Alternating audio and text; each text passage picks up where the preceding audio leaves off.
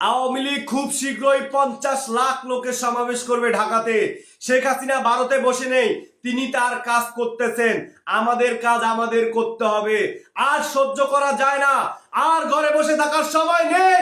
আজকে বিদেশি শকুনদের হাতে আমাদের বাংলাদেশকে তুলে দেওয়া হচ্ছে। মানবিক করিডোরের নামে আজকে চট্টগ্রামকে তুলে দেওয়া হলো।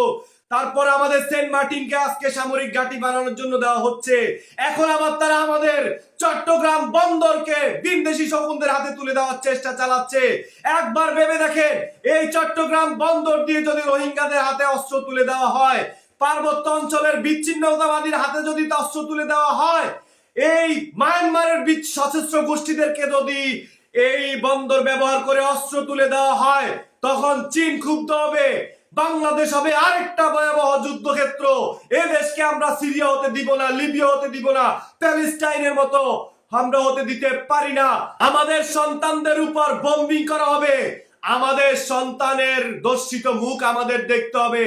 আমাদের সন্তানের রক্ত মাখা লাশ আমাদের কাঁধে নিতে হবে। আজকে যদি আমরা ঘরে বসে থাকি, তাই আর ঘরে বসে থাকার সময় নেই।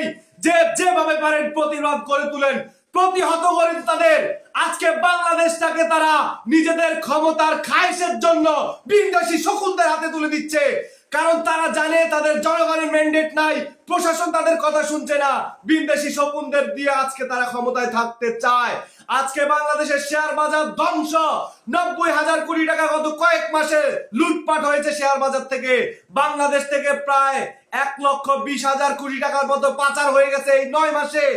বাংলাদেশের লক্ষ লক্ষ শ্রমিক বেকার হয়ে যাচ্ছে, হাজার হাজার ইন্ডাস্ট্রি বন্ধ হয়ে যাচ্ছে। আজকে এই অবৈধ উপদেষ্টারা সেনাবাহিনীর বিরুদ্ধে ষড়যন্ত্র শুরু করছে। কারণ দেশপ্রেমিক সেনাবাহিনী দেশের 1 ইঞ্চি মাটি বিদেশি শকুনদের হাতে তুলে দিতে দিবে না। সেজন্য আজকে তারা সেনা প্রধানের বিরুদ্ধে, 3 বাহিনীর প্রধানের বিরুদ্ধে তারা ষড়যন্ত্র শুরু করছে। তাদেরকে আমরা জানিয়ে রাখতে চাই, বাংলাদেশ সেনাবাহিনীর পক্ষে আমরা আছি। বাংলাদেশ সেনাবাহিনী বাংলাদেশ বাঁচাতে যেহেতু সিদ্ধান্ত নিয়েছে, আমরা দেশপ্রেমিকরা প্রত্যেকেই বাংলাদেশ সেনাবাহিনীর সাথে আছি। আমরা 3 বাহিনীর প্রধানের সাথে আছি, আমরা পুলিশের সাথে আছি। আজকে এই অবৈধ উপদেষ্টারা পুলিশকে নির্দেশ দেয় আওয়ামী লীগকে নিশ্চিহ্ন করতে, আওয়ামী লীগের কর্মীদেরকে গ্রেফতার করতে। অথচ 3280 জন পুলিশ হত্যা করা হয়েছে। পুলিশ হত্যার বিচার করা তো দূরের কথা, একটা মামলা পর্যন্ত নেয় নাই। আজকে যে পুলিশরা আইন শৃঙ্খলা নিয়ন্ত্রণ করে, আইনের সেবা দিয়ে থাকে, আজকে এই পুলিশরা সেই আইনে বিচার পাচ্ছে না। এর থেকে অমানবিক আর কিছু হতে পারে না।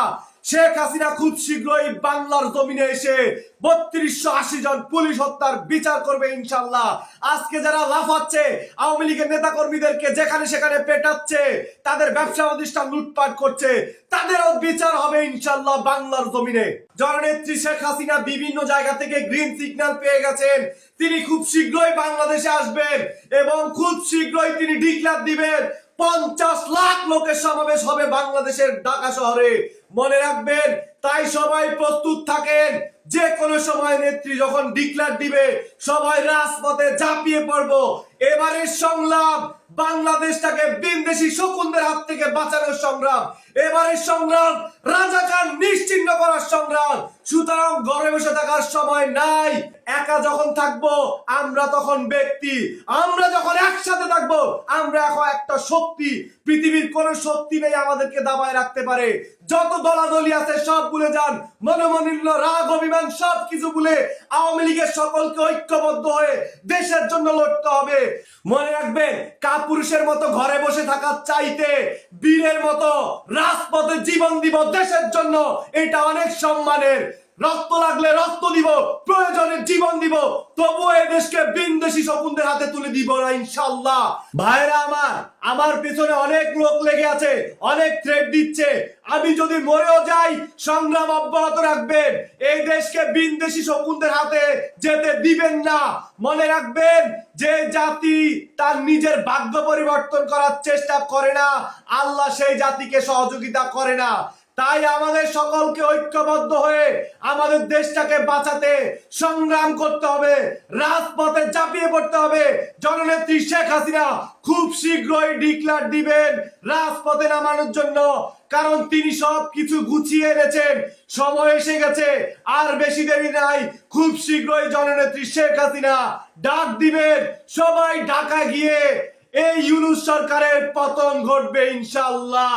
তারা এখন নাকি আওয়ামী লীগের পক্ষে সোশ্যাল মিডিয়াতে কথা বললে জেলে ঢুকাই দিবে। আরে তাদেরকে জানিয়ে রাখতে চাই, আমার নেতা বঙ্গবন্ধু এদেশের মানুষের জন্য তার যৌবন কারাগারে কাটিয়েছে। আমাদের জেলের ভয় দেখিয়ে লাভ নেই। বঙ্গবন্ধু সৈনিকরা দেশ বাঁচাতে প্রয়োজন জীবন দিতে প্রস্তুত। তাদের জেলের ভয় দেখিয়ে দাবায় রাখতে পারবে না। জয় বাংলা, জয় বঙ্গবন্ধু।